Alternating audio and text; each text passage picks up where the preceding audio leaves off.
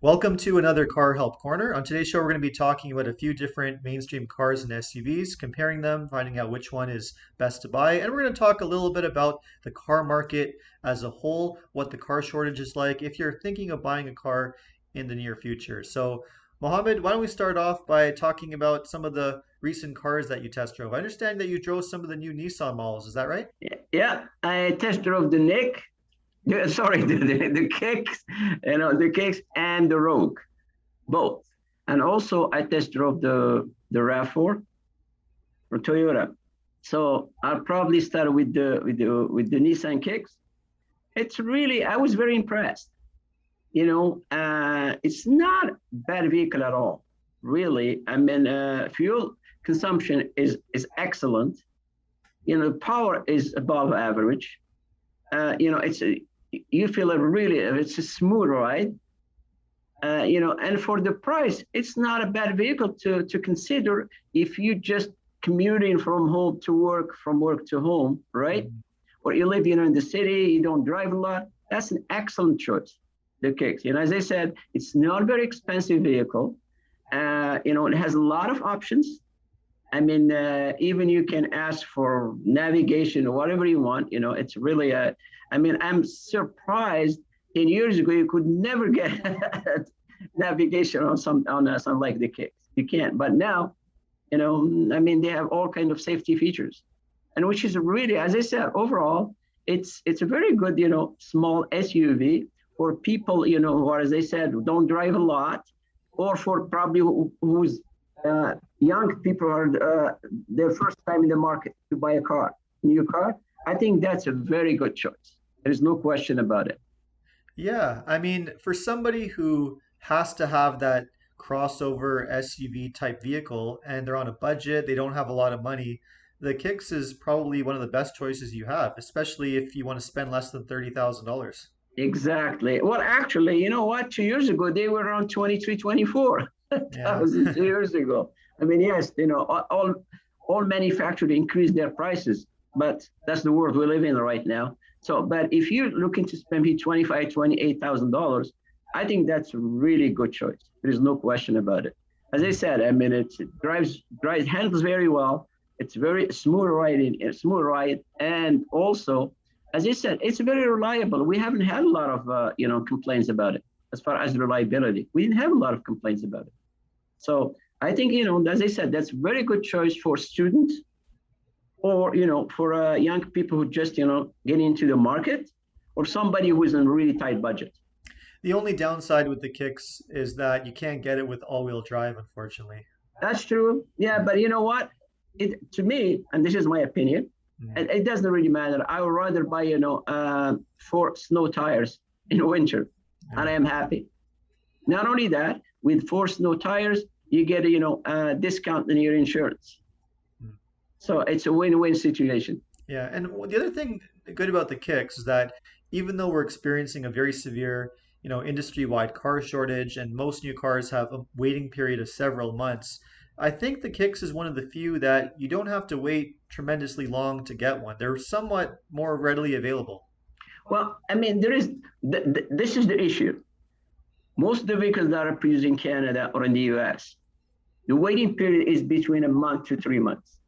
But if you're looking for a car coming from Japan or from Germany, good luck.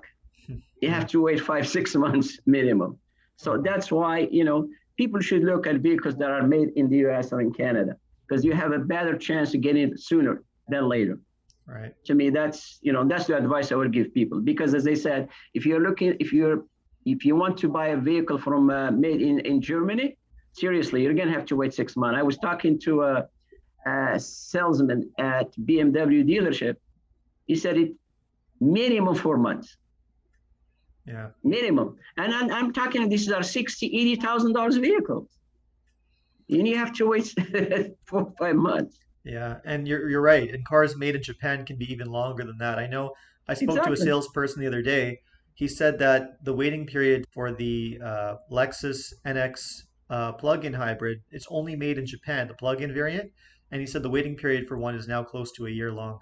Yeah, here we go. You see, well, that's what Yeah. I'm saying. I mean, there is no question. Cars are made in Germany and Japan.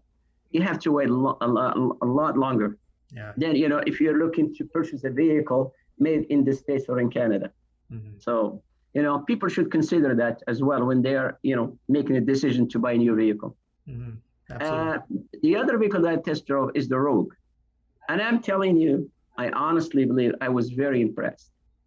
The only thing I was a little bit, I was kind of surprised is the gas consumption. It's a little bit on the heavy side. Mm. But overall, it's a really great vehicle. It really is. It's very quiet. I mean, a lot of power. Every option imaginable. But the price, I think it's almost $40,000 plus. So, I mean, I remember the years when the Rogue used to cost $28,000, $30,000. Yeah, Those days are gone, all right? big time. Yeah.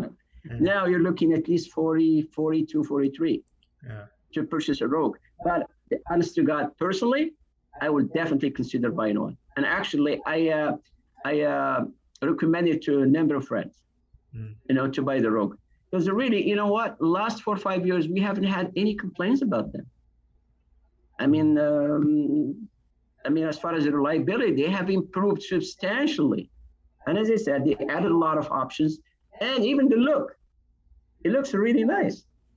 So, definitely, I will advise people to consider, if they are in the market to buy an SUV, mid-size SUV. I would definitely consider the Rogue. It's a really fantastic choice. Yeah, we were talking about the Rogue, and I remember speaking of how much power it has, and you mentioning the fuel economy being a Yeah, little bit high. You were surprised when I told you that it actually now has a three-cylinder turbo engine. and that's why, because the turbo, that's why the fuel consumption went up a little bit, because usually with the turbo fuel consumption always it's a little bit higher. Mm. So, but the thing is, and people have to understand this, when you buy a car that has a turbo engine, all right, you really have to be very careful with the maintenance. It's very critical that you do your oil change on time for the turbo, Right. because if you don't, you're gonna have some serious problems. All right. And And the another, turbo is very expensive to fix.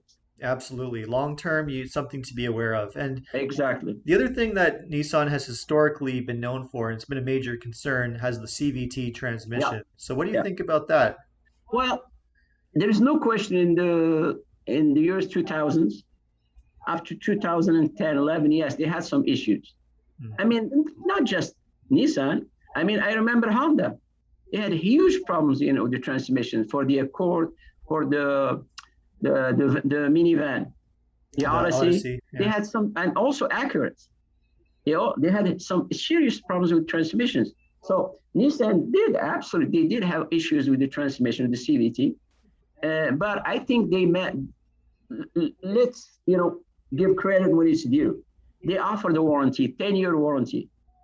You know, and what you were telling me, they just increased the warranty now, right? Yeah, to the newer vehicles, yeah. 2 years vehicles, all right? They added 2 years, all right?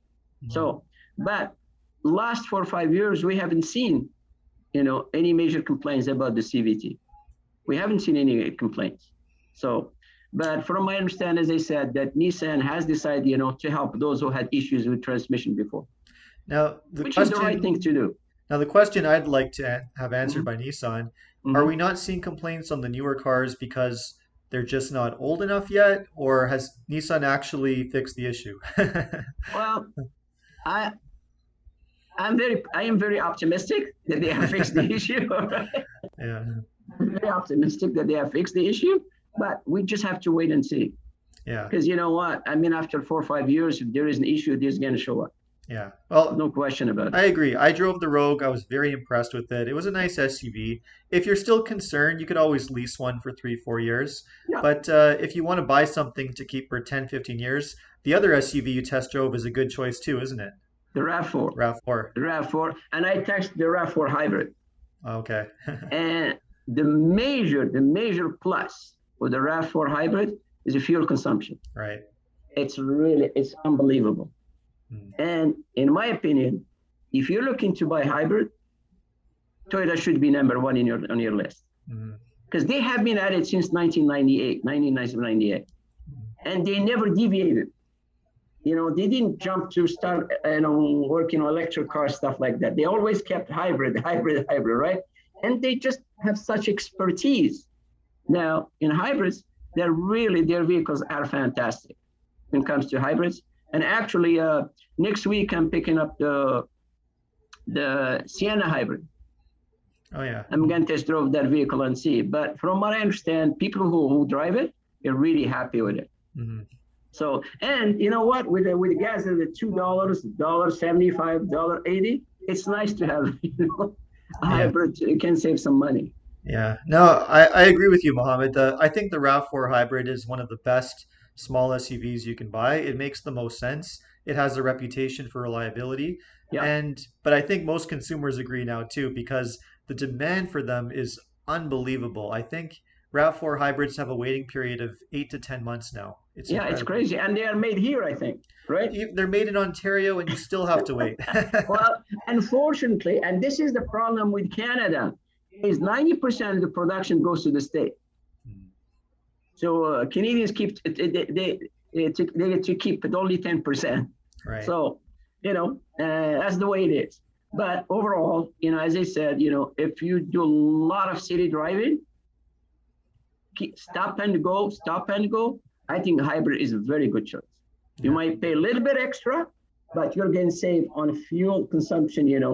If you're going to keep the car for 5, 6, 7 years, absolutely you're going to save some money. Yeah, I agree. And I think not only are you going to save money on gas and recoup what you spend, but I think the resale value of the hybrid is going to be much better too, because Yeah, the absolutely. demand There's is no so high. question because people, the Canadian psyche, has changed. Mm, Because I mean, just I think 6, 7 years ago, hybrids were not that really popular. mhm. But in the last 2, 3 years, you've seen, the popularity of the hybrids just skyrocketed. Yeah, And,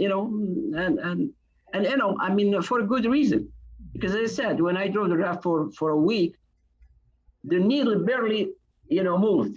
mhm, I mean, yeah, I didn't drive hundreds and hundreds of kilometers, but still, I'm going to tell you, fuel consumption is just incredible.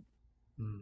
Yeah. No, So, it's a great vehicle, and if you have the patience to wait and the flexibility to wait, 8 to 10 months, that would personally be one of my top picks for yeah, sure. But you do yeah, have to wait, unfortunately. Yeah. exactly. Yeah, that's it. And, it's unfortunately, I mean, given the market conditions, it's just, I have never seen something like this before. I have 30 years experience in this business. I have never seen something like this now. I would never had people waiting 5, 6 months to get a car. Hmm. There was some very, very rare, vehicles, but majority vehicles you can get them after 2, 3 weeks. You can sometimes you could get them the same day or the same week. Yeah. But now it doesn't matter what you want to buy. You're gonna have to wait. Yeah, you have to wait a long time. There's no incentives, no negotiating, and more people are saying to me that they see this staying this way for a long time. Well, I was talking to a person who has a lot of experience, has been working with dealers for a long, long time, and he told me, according to him, that dealers are making more money now, selling less cars, right, than they used to before. Mm, Because now they are fully at full list. They are selling cars at full list, sometimes even above list, right? right. And on top of that, they are selling all other stuff, Hmm. extend warranties, rust proofing, all kind of stuff. They are selling that, and consumers have no choice but to buy them. Right. If they want to get a vehicle quickly, they need to buy that stuff, which is, I totally disagree with, because, the consumer should not be pressured to buy something they don't need. I mean, they should not at all. But that's the way it is now. It really is. Oh, well, with a market like this, I'm not surprised dealers don't want it to go back to the way it was before, right? Oh yeah, I mean, Yeah. as I said, they are making more money now. Yeah. I just hope that manufacturers in the future don't keep supply artificially low to keep things the way they are, because really things can't stay this way. It's a tough market for consumers. Oh, there is no question. I mean, well, especially, with the with inflation. I Mm. mean, everything else is going up. So it's not going to be easy at all. Really, it's not going to be easy. But as I said, and the other thing that really shocked me is the increase, the percentage increase, right? That manufacturers to increase, their price for their vehicles. Yeah.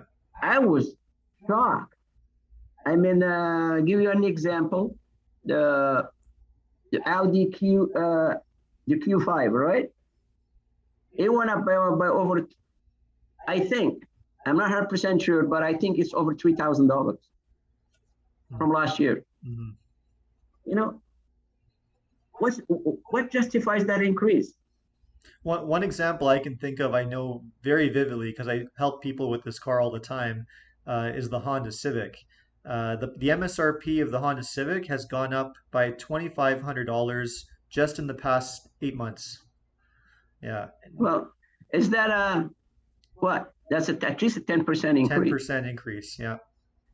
That's just, I mean, that never happened before. They used to increase, they were incremental increases. Hmm. 200 here, $300 here, right? No, it's by thousands. Yeah. That's it. And you know what? They're getting away with it. it's, Yeah. it's sad. But also, it's up to consumers too. It's really up to consumers too. You know what? If I have an old beater, I still can drive it, I will keep it. Right. I'll continue driving for a while until things have changed. The market, changed a little bit. Prices have come down a little bit. Hmm. Because otherwise, if you're going to buy a new car now, I mean, you're going to have to pay. Yeah. There's no buts or ifs about it. Plus, I was so shocked. I was talking to a salesman at BMW. The the interest rate, whether it's lease or finance, it's over 7%. That's incredible. What are the days when it was 0%, Oh, 0.9? long gone. Yeah. Well, Yeah. yeah, but what's funny, consumers keep buying.